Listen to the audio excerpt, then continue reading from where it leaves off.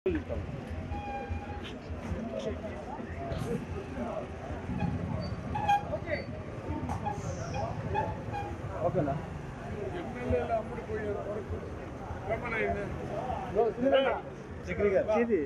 ఎమ్మెల్యేలే అమ్ముడు పోతుంటే ప్రజలు ఏం చేస్తారు?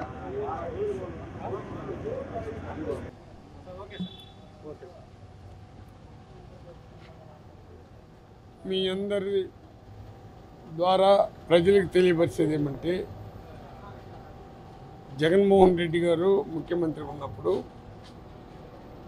విద్య అవసరం అని చెప్పేసి విద్యకి, హెల్త్కి, పేదవాళ్ళ భవిష్యత్తు బాగుపడాలని మంచి మంచి కార్యక్రమాలు తీసుకొని వచ్చారు.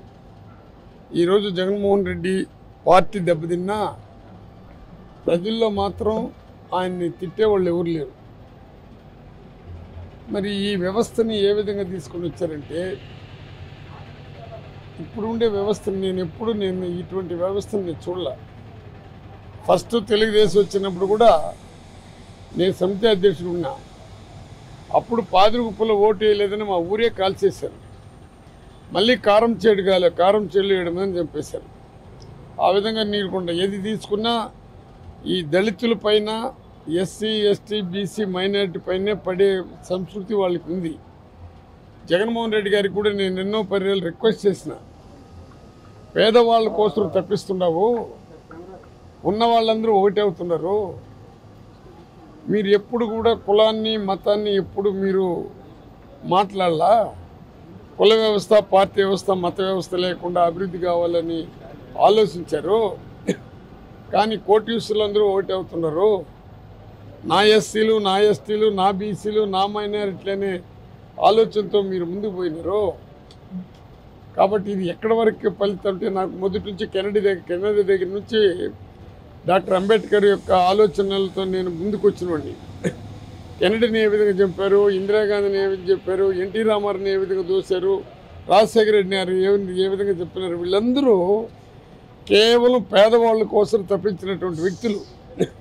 ఈరోజు పేదవాడు బాగుపడాలంటే ఓర్వ లేకుండా, ఈర్ష్తో, పగతో, ద్వేషంతో రగిలిపోయిన, ఇది నిజాలు చెప్తున్నా.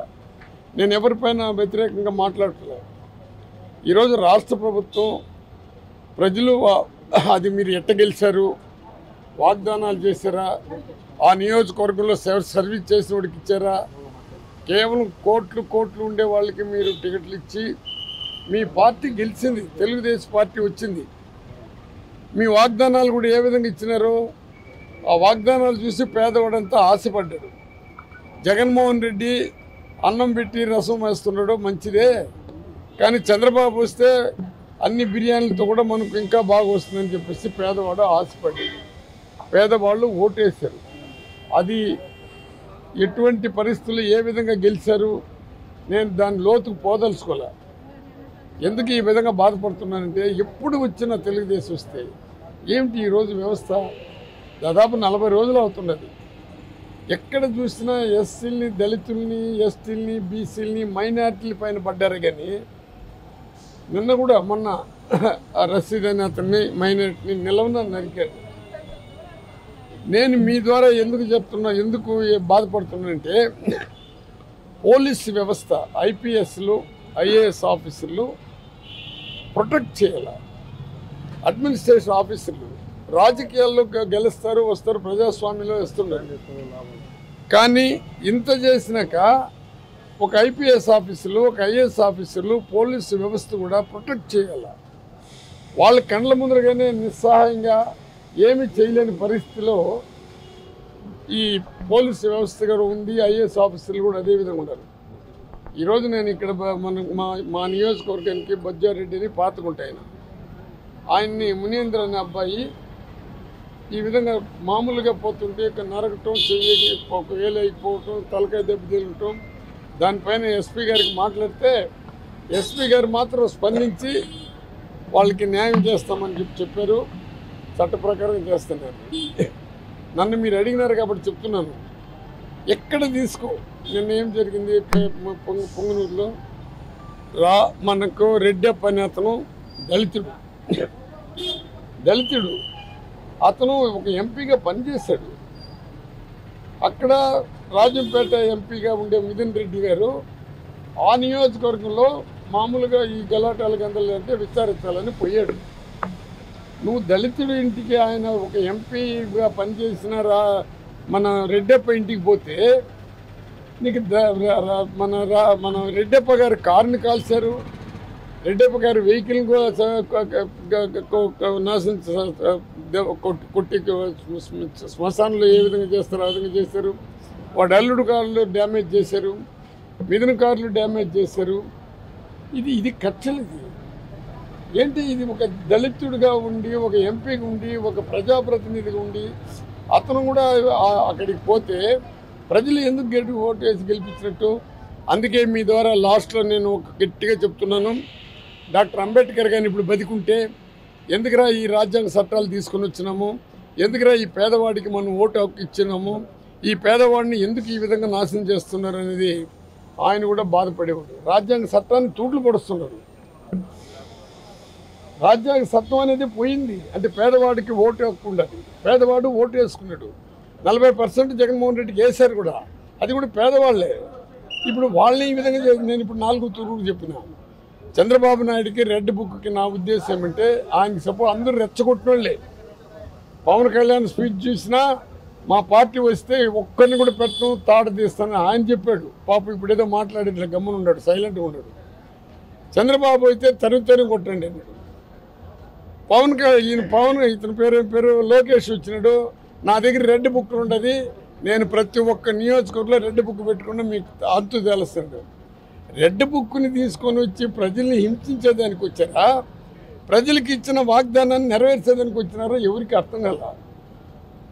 కాబట్టి నేను ఎంతసేపు మాట్లాడినా తెలుగుదేశం గవర్నమెంట్ వస్తే బాధపడేది, దెబ్బలు తినేది, ఆస్తులు పోగొట్టుకునేది పేదవాడే.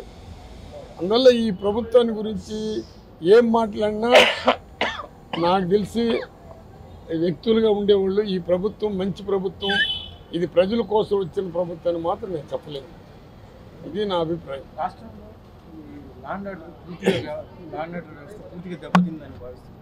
అందుకే ఈ లా అండ్ ఆర్డర్ అనేది మీకు తెలుసు. దీన్ని ఎవరు ప్రొటెక్ట్ చేయాలా? ఒక ముఖ్యమంత్రి వచ్చినప్పుడు ఆయనకి పగ, ద్వేషం, ఈర్ష్య అనేది ఉండకూడదు. ఆయన ముఖ్యమంత్రి అయినప్పుడు అందరూ కూడా ఆయన బిడ్డల మాదిరిగా భావించాలా. ఈరోజు చిన్న పిల్లకాయలని రేపు చేసి, ఆడవాళ్ళని గందరగోళం చేసి రకరకాలైన ఆలోచన వస్తుంటే పోలీసు వ్యవస్థ ఏ విధంగా ఉంది? పోలీసులు కూడా ఏం చేయలేని పరిస్థితిలో పడ్డారు. పోలీసు వ్యవస్థవే వైఫల్యం అయిపోయినాక ప్రొటెక్షన్ ఎక్కడ ఉంటుంది? పెద్ద వాళ్ళ పైన పడితే వేరే వాళ్ళు కూడా మనకు చంద్రగిరి పరిస్థితి ఏమిటి, పొంగునూరు పరిస్థితి ఏమిటి, మన జిల్లాలోనే మా నియోజకవర్గ పరిస్థితి నా ప్రచార రథానే కాల్చారు. ఎప్పుడైనా నా నియోజకవర్గంలో ఎప్పుడైనా కేసు పెట్టున్నా ఎన్నో తూర్లకు వెళ్ళి, నేను కూడా డిప్యూటీ సీఎం అయినా, ఎక్కడైనా ఒక చిన్న ఇన్సిడెంట్ జరిగిందేమో అడగండి. ఈ విధంగా ప్రతి కాళహస్తి అట్నే జరుగుతుంది, పొంగునూరు అట్నే జరుగుతుంది, చిత్తూరు అట్నే జరుగుతుంది, కుప్పం అట్నే జరుగుతుంది. ఇంకొక ఇది మీకు లా అండ్ ఆర్డర్ అంటే లా ఉంటే కదా ఆర్డర్ ఉంది. అందుకే లా లేదు, ఆర్డర్ లేదు. అందుకే మన డాక్టర్ అంబేద్కర్ రాసిన రాజ్యాంగ చట్టానికి తూట్లు పడుస్తున్నారు. ఎందుకంటే ఎవడు కూడా, అన్ని పార్టీలు కూడా ఎవరైతే ముఖ్యమంత్రి అవుతాడో అతని కింద పనిచేస్తారు. కానీ ఎవరో హోమ్ మినిస్టర్ పైన ఇంకొకరి పైన ఏ పార్టీ వచ్చినా ముఖ్యమంత్రి అధికారం ఉంటారు, కింద ఉండేవాళ్ళు ఏం చేయలేరు. ఒక ముఖ్యమంత్రి ఉండేవాడికి మనసు రావాలా, ఈ లా అండ్ ఆర్డర్ని కంట్రోల్ చేయాలా. అతను ఇంతవరకు అతని కనీసం నోటి నుంచి మాట కూడా రాలా. అది ఎంతసేపు చూసి నవ్వుకుంటూ ఉన్నాడు కానీ దీన్ని కంట్రోల్ చేయాలనే భావన ఆయనకి రాలా. ఏపీ స్టేట్లో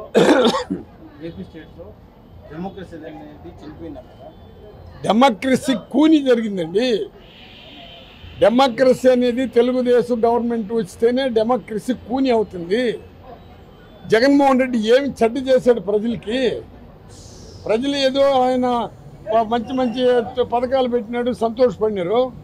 మేము 6 పథకాలు పెట్టి మేము మిమ్మల్ని ఇంకా ముందుకు తీసుకొని వస్తాము. ఇంట్లో ఉండే 3-4 ఉంటే కూడా వాళ్ళకి 15,000 వేస్తాం. చదువుకున్న వాళ్ళకి, ఆడవాళ్ళు 18,000 ఉంటే 18 నుంచి 40 ఉంటే 50 సంవత్సరాలు ఉంటే వాళ్ళకి వేస్తాము. బీసీలు 50 సంవత్సరాలు ఉంటే వాళ్ళకి వేస్తాము. అందరికీ డబ్బులు వేస్తామంటే ఆశపడ్డారు. ఆశపడితే ప్రజల యొక్క మన్నను పొందాలి కానీ డెమోక్రసీ ఉంది ఎక్కడ? లా అండ్ ఆర్డర్లు టోటల్గా ఫెయిల్యూర్ అయింది, డెమోక్రసీ టోటల్గా పోయింది. అట్టెత్తుకుంటే నా విషయంలో కూడా నాకు సంబంధించిన వాళ్ళు కూడా, నా పార్టీ వాళ్ళు కూడా నేను డిప్యూటీ సీఎం అయినా కానీ నన్ను కూడా దెబ్బతీశారు. నేను లేదనలా. కానీ ముఖ్యమంత్రి అనే వ్యక్తితో జగన్మోహన్ రెడ్డి ముఖ్యమంత్రి అయినాడు. అప్పుడు ఇంత గందరగోళాలు ఎక్కడ రాలా? ఏమి రాకపోయినా కూడా అప్పుడు కూడా రాళ్ళు వేసినారు. ఇదే చంద్రబాబు నాయుడు ఎక్కడ మీటింగ్ పెట్టినా తరుణ్ కొట్టమన్నారు. ఇది జరిగిందే. అప్పుడు అదే వ్యవస్థ, ఇప్పుడు అదే వ్యవస్థ. దీంట్లో ప్రజాస్వామ్యం గురించి మాట్లాడాల్సిన పని మనకి లేదండి. అసలు ప్రజల యొక్క మనోభావాన్ని దెబ్బతీస్తుంటే ఇది ప్రజాస్వామ్యమా? చివరిగా చెప్పండి, మీ పార్టీ నేత విజయసాయి రెడ్డి ఆరోపణలు ఎదుర్కొంటున్నారు, దాని మీద ఏమంటారు? ఎవరు? విజయసాయి రెడ్డి. ఇప్పుడు విజయసాయి రెడ్డి గారు ఆరోపణలు ఎదుర్కొంటున్నారు కదా. విజయసాయి రెడ్డి ఆరోపణలు ఎందుకు ఎదుర్కొంటున్నాడు? ఏమిటి కారణాలు? లోతుగా ఆలోచించాలి మీరు కూడా. ఇప్పుడు ఒక ఉద్యోగాలు చేసేవాళ్ళని బాగా మాట్లాడితే, ఇక్కడ కూడా ఆడవాళ్ళు ఉంటారు, బాగా మాట్లాడుతున్నాను అనుకో, నాకు వాళ్ళకి జత కడితేట.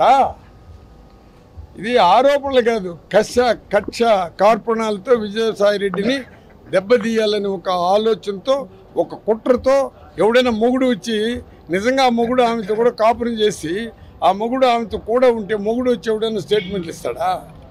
ఎక్కడైనా చూస్తుండరా? ఇంకా నువ్వు విజయసాయి రెడ్డి పైన ఆరోపణలు అంటే ఏం మాట్లాడాలా? ఇంకోటి చెప్పారు సార్, మా పార్టీ నేతనే మమ్మల్ని ఆరోపిస్తారని చెప్పి, ద్రోహం చేశారని చెప్పి ఎవరు? విజయసాయి రెడ్డి చెప్పారు. మా పార్టీ అది ఆయన్ని అడగండి, నన్ను అడిగినారంటే నేను ఒకటే చెప్పిన, ఏ ముఖ్యమంత్రి వచ్చినా, ఏ పార్టీ వచ్చినా, ప్రాంతీయ పార్టీలు వస్తే ముఖ్యమంత్రి యొక్క ఆలోచనతోనే ఆ కేబినెట్ జరుగుతుంది. ముఖ్యమంత్రి నీకు పదవులు ఇచ్చినంత మాత్రాన, ఇప్పుడు ఆమెకు హోమ్ మినిస్టర్ ఇచ్చాడు, ఆమె దళిత ఆమె, కానీ దళితుల్ని ఎక్కడ చూసినా కొట్టుతుండరు, నరుకుతుండరు. ఆమె ఏం చేయగలుగుతుంది? ఒక స్టేట్మెంట్ ఇవ్వగలుగుతుంది, అంతేగాని ఏ పార్టీ వచ్చినా. నేను ఓపెన్గా చెప్తున్నా, ప్రాంతీయ పార్టీలు ఏది వచ్చినా, రాష్ట్రంలో కాదు దేశంలో ప్రాంతీయ పార్టీలు ఏది వచ్చినా, ఆ ప్రాంతీయ పార్టీలో ముఖ్యమంత్రి అయినటువంటి వ్యక్తి ఆయన డెసిషన్ బట్టి కేబినెట్ జరుగుతుంది, ఆయన డెసిషన్ బట్టి ఉంటుంది. నేను కూడా డిప్యూటీ సీఎం అయినాను, అయినండి, నేను లేదనలా. కానీ ఒకటి, ఆ ముఖ్యమంత్రి గారి యొక్క ఆలోచన ఉండాలా. నా ఎస్సీలు, నా ఎస్టీలు, నా బీసీలు అని చెప్పేసి తప్పించిన వ్యక్తి ఎవడైనా ఉండంటే జగన్మోహన్ రెడ్డి. మరి ఆ తప్పించేది కాదు, పనులు చేసి పెట్టినాడు. ఈరోజు ఆ జగన్మోహన్ రెడ్డిని ఎట్లా ఆడాలనో, ఎట్లా ఆడించాలనో ఆడిస్తున్నాము. నిన్న రషీద్ ఏం చేశాడు? పట్టపగలే చేతులు నరికేస్తే, చంపితే పోలీసు వ్యవస్థ అక్కడే ఉండి ఒక ఎస్పీ వచ్చి ఇది కక్ష అంటే పర్సనల్ కక్ష అంటే పర్సనల్గా నీకు నాకు కూడా వ్యతిరేకంగా ఉంటుంది, పర్సనల్గా ఉంటుంది, గొడవలే ఉంటుంది. పబ్లిక్లో వచ్చి నరకుతూ ఉంటే ఎస్పీలు వాళ్ళందరూ చూస్తూ ఉంటారన్నా. చెప్పండి. ఎందుకంటే మాకు ఒక డిఎస్పీ వచ్చాడు, నగిరి డిఎస్పీ, ఎమ్మెల్యేను కౌగులించుకుంటే ఆ ఎస్ఐ సిఐ ఏం చేయగలుగుతారు? చెప్పండి, మీరే చెప్పండి సార్. పోలీసులు అధికార పార్టీకి తెలిసిందే కదా. ఇప్పుడు డిఎస్పీ వచ్చి ఎవరినైనా ఎమ్మెల్యేని కౌగులించుకుని చూసారా? నగిరి డిఎస్పీ కౌగులించుకున్నాడు ఎమ్మెల్యేని. ఇంకోటి, చంద్రబాబు ఇచ్చిన క్యాండిడేట్లంతా లోకల్ వాళ్ళు కదా, ఎక్కడెక్కడో డబ్బులు ఉండి బ్రహ్మాండంగా ఉంటే ఒక్కొక్క ఎమ్మెల్యే ఎన్ని కోట్లు ఖర్చు పెడుతున్నాడు, ఎన్ని రకాలుగా ఉంటారు. వీళ్ళేందని ప్రజాసేవ చేసేది? ఏ పార్టీలు పోయినా కానీ ప్రజలకు సేవ చేయాలనే దృక్పథం ఉండేవాడు డబ్బులు ఇచ్చి ఓటు అడగడు. ఇంకా అట్ట మాట్లాడితే నన్ను ఏదైనా అడుగుతారు, ఇంకెక్కువగా మాట్లాడితే నారాయణ స్వామి మాట్లాడదంటారు. ప్రధానంగా మన జిల్లాలో శ్రీవారి ఆలయంలో అక్రమాలు జరిగాయని చెప్పి రాష్ట్రం ప్రభుత్వం ఈ అక్రమ అనేది శ్రీవారి యొక్క దేవుని యొక్క అక్రమం జరిగిందంటే భగవంతుడు చాలా గొప్పవాడు, సర్వంత్రామి. భగవంతుడికి రూపులే, భగవంతుడు సర్వంత్రామి. మనం చేసే భయానికి, మనం పెట్టుకునే దేవుడికి మనం దండాలు పెడుతున్నాము. కానీ నన్ను అడిగితే దేవుడు అనేవాడు మానవుడే. ఏ మానవుడు సహాయం చేసినా వాడిని దేవుడిగా చూస్తాము. పవిత్రమైన దేవాలయం మన కొండ, దాంట్లో ఎవడెవడో అక్రమాలు చేసినాడో వాళ్ళని దేవుడు అన్యాయంగా వదలడు. అది ఇప్పుడు కనబడదు. అక్రమం చేసిన వాళ్ళందరూ కొట్టుకొని పోతారు. దానిపైన ఎంక్వైరీ పెడితే దాంట్లో నిజాలు తెలిస్తే మంచిది. ఎవరైనా వద్దన్నారా? చంద్రబాబు నాయుడు పరిపాలించినప్పుడు కూడా అక్కడ మనం కాబట్టి గుళ్ళంతా కొట్టించినారు. కాబట్టి దేవుడు చూస్తూ ఉంటాడు అనుకుంటున్నాడు. అది సర్వంత్రామి, అందులో ఉండడు. కూటమి ప్రభుత్వానికి చరమగీతం పాడే రోజులు దగ్గర పడ్డాయి. ఇప్పుడు కూటమి అంటే అర్థం ఏమి? కూటమి అంటే అర్థం ఏమి? డిఫరెంట్ ఐడియాస్తో ఉంటారు, డిఫరెంట్ ఆలోచనతో వస్తారు. ఇప్పుడు పవన్ కళ్యాణ్ గారు డిప్యూటీ సీఎం అయినాడు, ఆయనకి ఇచ్చిన పోర్ట్ఫోలియో అంతా కూడా లాక్కుంటున్నారు. వాళ్ళు ఎప్పుడు ఇప్పుడు పవన్ కళ్యాణ్ ఒక్కడే మాట్లాడకుండా గమ్మునుండేది. అర్థమైందా? కూటమి ఎప్పుడు సక్సెస్ఫుల్గా కాదు. కూటమి పైన ఆధారపడే వాళ్ళు చంద్రబాబు నాయుడు కూటమి లేకుండా ఎప్పుడైనా ముఖ్యమంత్రి అయినాడా? ఈ ఎమ్మెల్యేలు కూడా కొనే కార్యక్రమాలు ఎవరు చేశారంటే చంద్రబాబు నాయుడు చేశాడు. రామారావునే తోసినాడంటే, రామారావు ఎమ్మెల్యేలను కొన్నాడంటే ఆ చట్టం రావాలా? ప్రజలు ఎవరినైనా ఎన్నుకుంటే ప్రజల అభిమానంతో గెలిచినాడంటే వాడిని కొనే కార్యక్రమాలు చేయకూడదు, ఎమ్మెల్యే కూడా అమ్ముడుపోయే కార్యక్రమాలు వాళ్ళు చేయకూడదు. దీనికి చట్టం తేవాలా? ఒక బీసీ ఎంపీగా మనం ప్రధానిగా ఉన్నాడు, ఆయన చట్టాలు తేవాలా? మళ్ళీ రిజర్వేషన్ పెట్టినాడే కానీ దాన్ని ఇంప్లిమెంట్ చేయాలా? కాబట్టి నేను ఎందుకు చెప్తున్నానంటే, కూటమి అనేది ఎప్పుడండి సక్సెస్ అయింది? ఎప్పుడు ఒక కాలు పోయినప్పుడు ఇంకొక కాలు వేసుకొని తిరగాల్సిందే కదా. కూటమి అనేది ఒక కుంటోళ్ళ పరిపాలన మాదిరిగా ఉంటుంది నాకు తెలిసి. ప్రజల చేత ఎన్నుకోబడినటువంటి ఎమ్మెల్యేలు అమ్ముడు పోకూడదు. ఫస్ట్ ఎప్పుడైతే ప్రజల చేత ఎన్నుకోబడిన ఎమ్మెల్యేలు అమ్ముడుపోతారో ప్రభుత్వాలను తోసే కార్యక్రమాలు చేస్తాము. అది రామారావు గారు అటువంటి మహానుభావుడు యుగ పురుషుడిగా వచ్చి ఆయన గెలిపించిన ఎమ్మెల్యేలే కొనేసి అతను చంద్రబాబు నాయుడు ముఖ్యమంత్రి అయినాడు. అది బాగా జరుగుతూ వస్తూ ఉన్నది. కొనే కార్యక్రమాలే ఎమ్మెల్సీలు కొనేది, ఎమ్మెల్యేలు కొనేది. ఈ ఎమ్మెల్యే అయిన వాళ్ళు క్యారెక్టర్ పెట్టుకొని అమ్ముడుపోకూడదు. వీళ్ళే అమ్ముడుపోతుంటే ప్రజాస్వామ్యం కూని కాకుండా ఏమవుతుంది? పక్క రాష్ట్రాలు అదే జరుగుతుంది సార్. అన్ని రాష్ట్రాలు దీంట్లో ఒక పార్టీ అని చెప్పను, దయచేసి నన్ను వదిలేయండి.